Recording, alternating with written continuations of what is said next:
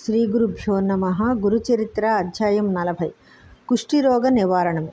నరహరి అనే పేరు గల యజుర్వేది బ్రాహ్మణుడు ఒకడు కుష్ఠరోగంతో బాధపడుతూ ఉండేవాడు.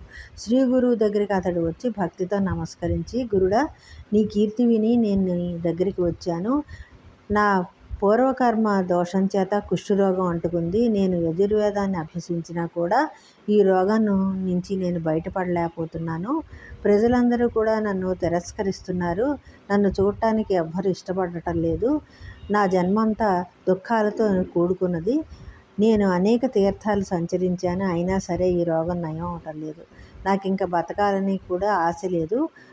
మీరు గనక నా మీద దయ చూపితే నేను అలాగే చేస్తానంటాడు. అప్పుడు శ్రీ గురువు అతన్ని చూసి, నువ్వు పూర్వజన్మలో బహుళ పాపాలు చేసున్నావు, అందుచేత నీకు ఈ కుష్ఠరోగం ప్రాప్తమైంది. నేను చెప్పినట్లుగా భక్తితో ఆచరించు అని చెప్పారు.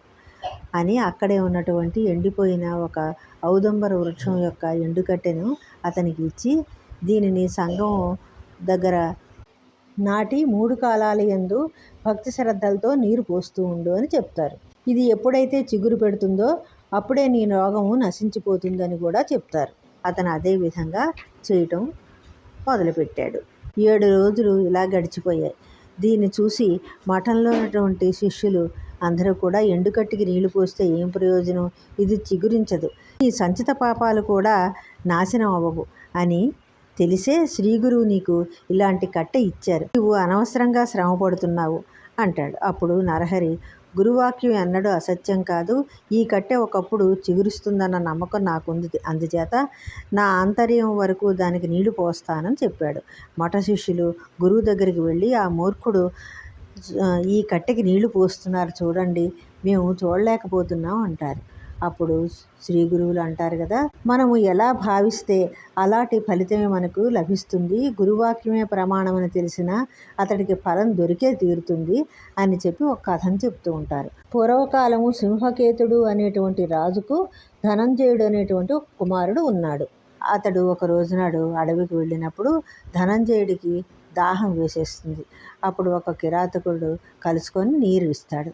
మరియు ఆ కిరాతకుడు ధనంజయుడిని తన గురువు అనుకుంటాడు. శివలింగాన్ని పూజించే విధానాలన్నీ కూడా ఆ రాజపుత్రుడి ద్వారా తెలుసుకుంటాడు. ఒక స్థలంలో శివలింగాన్ని ప్రతిష్ఠిస్తాడు. రోజు పువ్వులతోటి పూజ చేసి ధూపదీపాలు వెలిగించి చితాభస్మం అర్పించి నైవేద్యం చేసి తర్వాత భోజనం చేస్తూ ఉంటాడు. ఒకసారి అతడికి చితాభస్మం దొరకదు.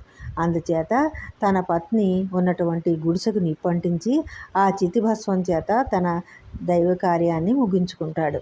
పూజ అయినటువంటి పిదప రోజులాగే భార్యని పిలవగానే ఆమె వచ్చి ప్రసాదాన్ని స్వీకరిస్తుంది. ఇల్లు ఇదివరకట్లాగే కనిపిస్తుంది. కిరాతకుడు ఆశ్చర్యపోతాడు.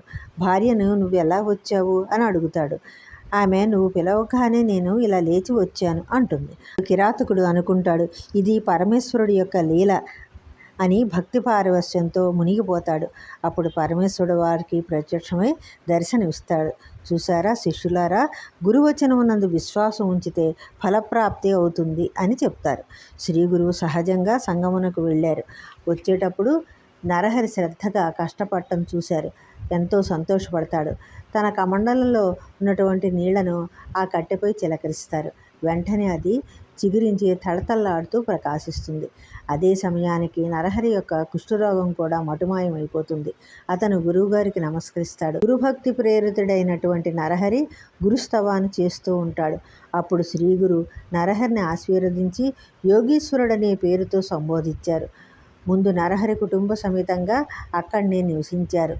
అతడికి గురుడు విద్యా సరస్వతి అనే మంత్రాన్ని ఉపదేశించారు. గురుచరిత్ర అధ్యాయం 40 సమాప్తం.